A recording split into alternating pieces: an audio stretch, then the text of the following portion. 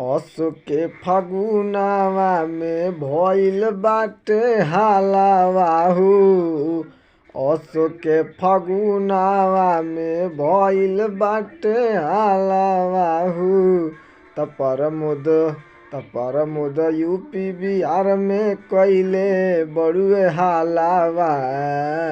तपरमुद UP Bihar में कइले बाड़े हालावा। लालू जी पसंद कइले तपरमुद यूपी बिहार में कइले बाड़े हालावा। लालू जी पसंद कइले। नमस्ते, प्रणाम, हर हर महादेव। हम अंकुर शर्मा।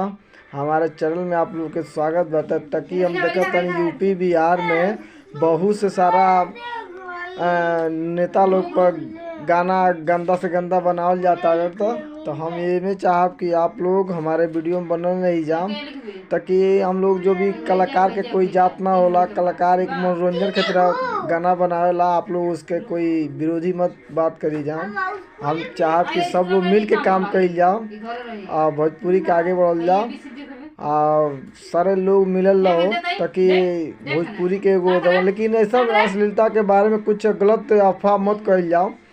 ये जो बात जायज में आवता कि कुछ ना गलत हो गई बा, तो मुँह से भी संगीत के दुनिया मुँह से निकल गलती तो हर इंसान से होला।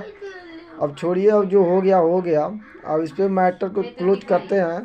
तो भैया हम चाहते हैं आप सभी सिंगरों से कि ऐसा आप लोग मत करें, गलत गाना मत गाएं, गलत अफवाह पर मत जाएं।